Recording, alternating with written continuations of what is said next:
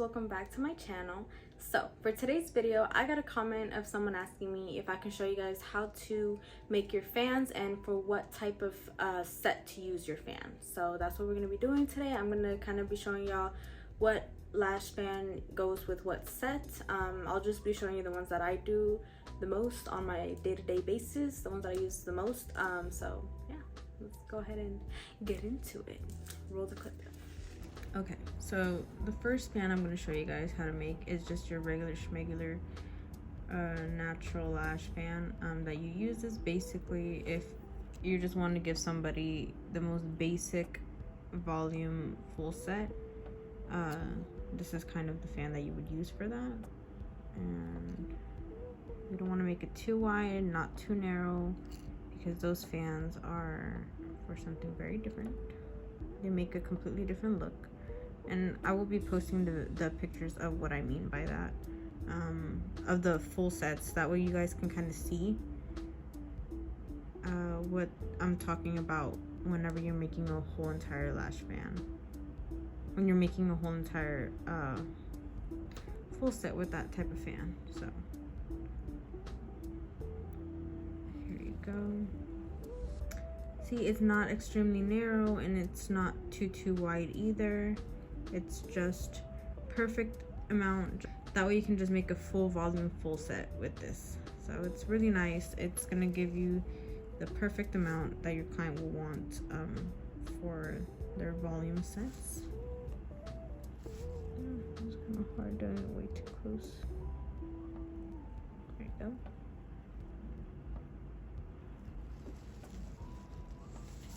Okay, so that was the first fan that I showed you guys, and like I said, I'm going to be putting up a picture, that way you guys can see what it looks like from the front view, like if you were to do a full set, how it would look like with these types of fans. Okay, so here goes the wide set. This is really if you want that super fluffy volume set. This is what we're doing for that.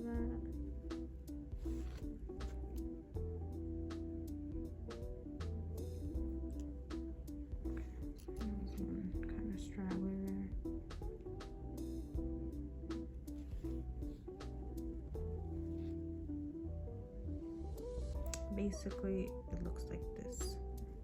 This is if you want a super fluffy type of set, you go with this type of fan. And like I said, I'll be posting some pictures so you guys can kind of see what I mean. You want something that like really opens up the fan all the way. Here it's pretty fluffy, it's very open, it's way more open than this one. As you can see, it's way more open. Let's place that one.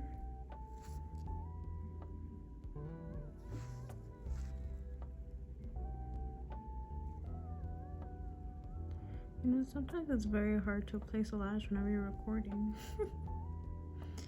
You can't be so close as close as the camera. So hopefully y'all saw that. Okay, so that's the wide fan. Okay, so this next one is going to be the narrow fan. We're gonna be grabbing a few just like that off the strip. We're gonna adjust our lashes, and then we're gonna make a little bouquet. And what I do is I slide the tweezers a little bit higher, just so you're able to really get up there and make sure that they don't open up all the way. You see how now I have a long stem? The narrow fans just mean that you have a longer stem, rather than the other ones, they open up a little bit lower. To make that huge wide fan. See, now you have a super skinny base here. You have your super skinny base. So these are the narrow fans. Okay, so here you have a super skinny base and it's a narrow fan because it starts a little bit higher whenever it opens. See, like this one, it opens up down here, this one opens up all the way up here. And this one just kind of in the middle in between both of them. Not too high, not too low. So that is the difference between these fans. And like I said, I'll put a picture up. That way y'all can really see the difference on these fans.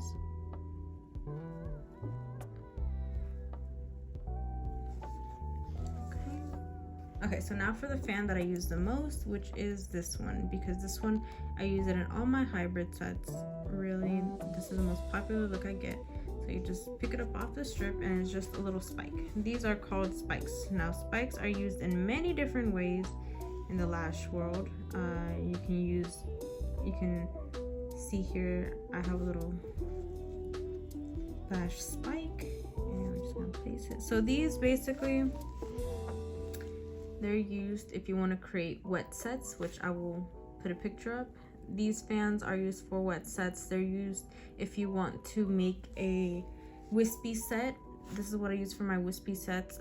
So for that, I will make these fans, or spikes, which is the correct term.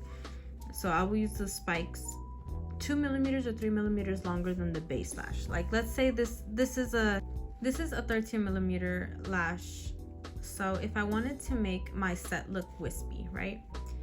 And right here in this section, this is all 13s right here. So what I would do is I would put a 15 millimeter or a 16 millimeter, depending on what curl you're using and how you want it to look. I would put it right here, so it would really pop out on top of these lashes. So it wouldn't blend with these lashes, but it would just look very like taller, if you understand what I'm saying. And then yeah, so that is what I use these types of lashes for. This is called the spikes, and I have a video on showing you how to make sure that they stay closed if you want them closed. I sometimes leave them fluffy. I like the very fluffy look sometimes, so it really depends on what the client wants. But yeah, so this is what the spikes are used for. So this is basically the 4 fans that I will be using for most of my sets. So here is your regular schmegular fan, here is your narrow fan, and here is your wide fan, and this is your spike. So this, I use them for the wet sets mostly. This I will just use it if someone wants a super regular set, they don't want nothing extravagant. So this is a lash that I use if a client just really doesn't, they just want a basic lash style. I will use this one on them. With the narrow fans, I love using these. If I have to choose between these fans, I like using my narrow fans the most, because what I like about this effect is that it really will make the lash line a lot darker. If you want to know the trick for that, use your narrow fans. Narrow fans are such a game changer because they're so skinny. So whenever, and you gotta, the only way to make this happen is if you apply a lash on every single lash. So you will get a super dark lash line using these narrow fans if you apply them on every single natural lash on the bottom of the lashes. So it would be like the bottom layer of your lashes. Like let's say this is in layers. If you apply it to these down here,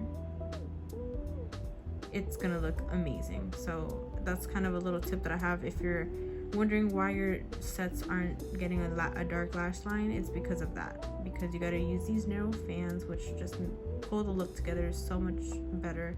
The fluffy fans, I like them, but it just creates a lot of space, so be careful using these. Sometimes clients, if they don't want something super dramatic, this will get dramatic very fast because of how spread out they are. And it's just, you got to know when to use them. So I like to use these if there's a gap in the lash line. If there's a gap in the lash line, I will use my big wide fans to cover that space, because we want to make sure that, you know, there's something over that. So if there's let's say there was nothing here, I would place it just like that, and then you have lashes that are kind of coming over the gap and kind of covering that spot, and then I would apply another lash to kind of crisscross it to make it look kind of like there's something going on there, just to kind of hide a gap, because you will see a lot of clients that do have gaps sometimes in their lash line, and when they're already on the table, you kind of gotta let them know first, obviously, about the gaps, and then just do your best if they decide to go through with the service. And I mean, the spikes is very self-explanatory, kind of just already went over that. These, I use them to make the wet sets or the mascara looks that is very popular right now, or the anime style lashes. So yeah, that's what I like to use the big fan for. The narrow fan, like I said, I really like it to make your sets look a lot darker for a dark lash line. And your regular schmegular sets are very nice for like hybrid. If the client says that they don't want something too bold or too natural, this is perfect. This is kind of typically what I go with all around their lash line, and obviously adding in some plastics in there. So this is what I will do with that one. Yeah, so basically these 4 types of lash fans I use every single day. I will use it on different types of sets. Sometimes I will be making a set using a fluffy fan all the way through, but every now and then you'll get stuck on a pretty thin lash and you're like, okay, I do have to put something on there. So I will just go in here and I'll grab a few lashes, like maybe grab like that much, and then I'll just stick them on there if I need to, because if a lash can't hold that much weight, this is what can go on there. I don't know if you can see that. This is what can go on that lash.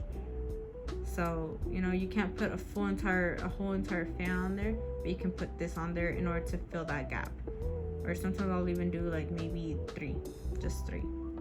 But yeah, so for whenever I'm making a lash set and I see a lash that can't really hold that much weight, I will use either a smaller length and do the same thing, or I'll just use the same length and just make it super a super light fan. That way it doesn't weigh down the lash or break it or damage it in any way. So that is how I stop from damaging the natural lashes if I am using these fans all the way through. I like these practice eyes because they're perfect. I feel like they really do imitate a real lash line very well.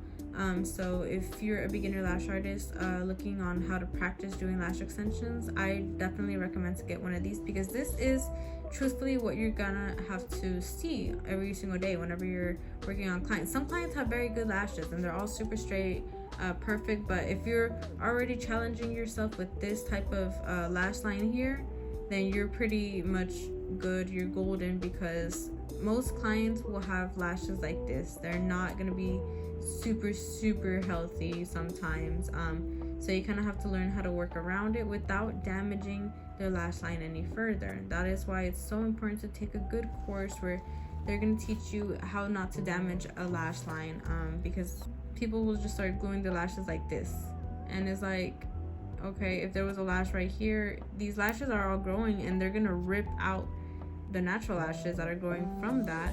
They're gonna rip them out, and then this person isn't going to be able to get lash extensions as full as they want, because the next lashes that are coming in aren't super healthy. They're going to be super